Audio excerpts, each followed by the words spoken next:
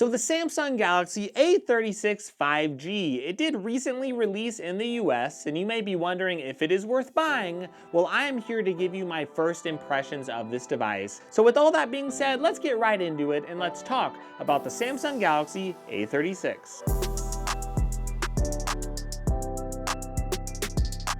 So I was able to pick up an A36 from Best Buy, and it does actually retail at a $399 price point. You could also buy it on Samsung's website, and there are a lot of promotions that are out there right now. I know Best Buy has been giving out $50 gift cards, and Samsung has actually been discounting some extra accessories if you buy the phone from them. So there are some really cool promotions, but when we look at it, $400, it's about the same price point that we were seeing from the A35 last year. And that is a little bit high with what you're getting, of course, if you just look at that price by itself.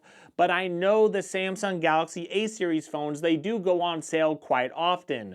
Remember, if we are looking at the prepaid market, especially because a lot of people out there are going to look at this phone in the prepaid market. If you buy it from Metro PCS or Boost Mobile, a lot of these carriers are going to offer this phone for $100 or for free or for a very discounted price. So when we look at it in that way, it's hard to really give it a good rating or tell you if it's a good value or not. But I do want to tell you that even for $400, I do think this is a pretty good phone, and it does have a very good feature set, but we do have to talk about what has changed. Because the Samsung Galaxy A35, I thought it was a pretty good phone, maybe not a $400 phone, but it went on sale quite often, and when you saw it for $300 or for $200, well, it's a pretty good deal. Even right now, I think the Galaxy A35 is a good bargain if you find it on sale. But there were some issues with the Galaxy A35, and this phone really does try to correct some of those things. For example, the Galaxy A35, it did not have a Snapdragon processor,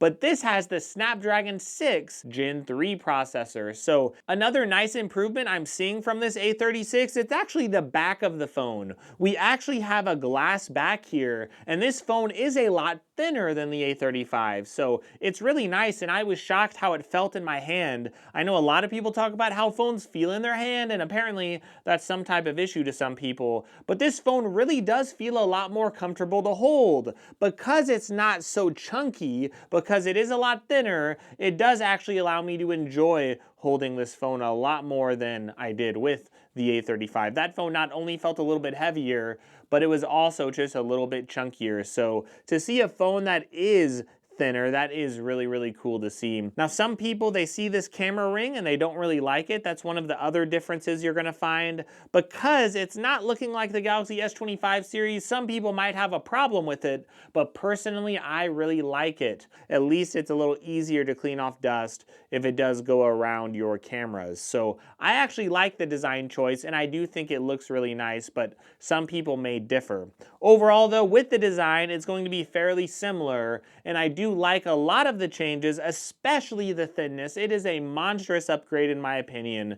Not to mention the fact that, yeah, we do get plastic sides, but at least we get that glass back. But the one thing some people might revolt over is the fact that there is no micro SD card slot. And that is something that budget users really like. I know Samsung used to put headphone jacks and SD card slots in these mid-range phones, and they have been slowly cutting those out. So some people out there, if you are wanting a SD card slot, if you're wanting a headphone jack, you may have to go back and buy one of the older Galaxy A series phones. But nowadays, Samsung is really shifting their focus, and they are giving us some things to like. 6 years of operating system updates is a really big deal in a phone. Now we're getting a Snapdragon processor, a really nice design, a thinner phone. Those are the main things to be looking out for here. I do believe it gets just a little bit brighter than the Galaxy A35, but overall it's going to be about the same as far as performance, about the same as far as the display. It's going to be a little bit better as far as gaming, but those are the things that I've been noticing so far. So using this phone, it does actually have the new One UI, and that is a really big deal. And there are a couple AI features, nothing crazy, but they don't have most of the AI features you see on the Galaxy S25 series. But to get Android 15 with One UI on this phone, it is very, very good. Of course, I've been able to do some light gaming. I've been able to use this phone, and it does feel pretty fast when I'm using it. It is a little bit slower, of course, if you're opening up an application that's actually closed out out, if you're opening it up for the first time, yeah, you might have to wait a second for it to open up. But once it's opened up, if you are going from app to app and the apps are open in the background, it does seem to fly through that just fine. It only has 6 gigabytes of RAM in the base model, but there is an option if you do want 8 gigabytes of RAM, 128 gigs of storage. So overall, when I look at it, I know it's just a little bit bigger as far as the screen size. We do get a 6.7-inch screen here, a 2340 by 1080 resolution, and from what I've heard so far and from my testing, the cameras are about the same as they were on the Galaxy A35 series. We're not seeing a big significant jump as far as camera performance, but we see improvements in other ways.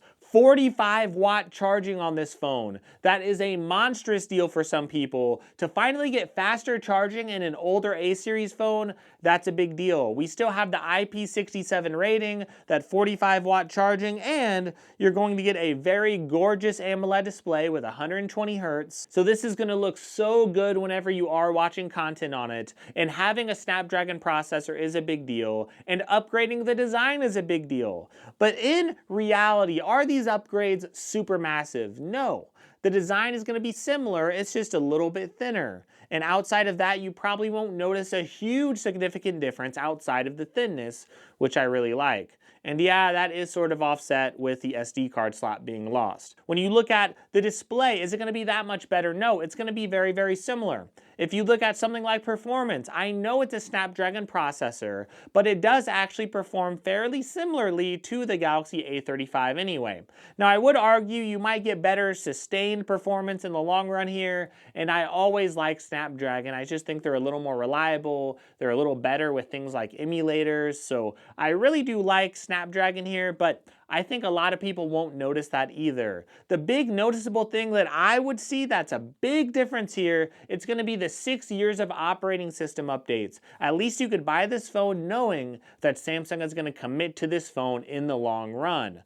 And I can tell you right away from using this, just feeling it in the hand, with that thinness, it just feels so much more comfortable to use. And whenever I'm using it, it always had a great display on the A35, so the display here is great. Performance is more than good enough for some people, but if you're coming from a flagship, well, you might have some problems with it, right? It feels fast in a lot of situations, but in some situations, like opening up an app for the first time again, it's going to lag. So these are some of my first impressions. Overall, I do think it's a really nice jump up from the A35, and I'm really excited about this phone. That's why I wanted to get this video out as soon as possible. I also like the color options. I love this little rainbow effect whenever you look at the back of the phone. Again, I like how the camera ring is, so there's a lot of things to like, but honestly, most of the jumps up, like the jump in performance or the jump in the display, those things are going to be very, very minimal. And I think we're going to see a lot of minor jumps though when we look at the back being glass, or when we look at the thinness, when we look at having Snapdragon or 45-watt charging. There's a lot of smaller jumps up as far as the phone and its general design or what they put in the phone. There are some good improvements here, but it might not be enough to justify getting it if you do find a really, really cheap Galaxy A35. So I really like it. It's a really good mid-range phone. It's probably not as fast as some other options. It won't be quite as fast as something like a Google Pixel 8a. I don't think the cameras will be quite as good as the Google Pixel 8a either. But on the other hand, I do think Samsung brings a lot to the table. I think the charging will be faster. We still get a 5,000 milliamp battery, so battery life is very good. So I do think some people would prefer this Samsung phone over the Google Pixel 8a. And I can't wait to give it a full review. Overall, I'm impressed. These are just some ramblings and some first impressions, but hopefully it does help you. Give me a like if you really like this video. Give me a sub if you really want to sub to my channel. But if you're wanting to buy a phone like this, please check the links in the description. That is a great way to support my channel. And another thing you can do as well is check out some other content, because I'm going to be giving a full review for this. I'm also going to be giving a full review as well for the Samsung Galaxy A26. And I'm going to be covering a lot of budget phones like the Moto G Power, the 2025 model, the Amazing Green. It looks really, really good. And I'm going to be covering a lot of tablet stuff as well. So check out my other content if you get time. I hope you have a great day, and I really, really hope no matter what that you enjoy your week. much.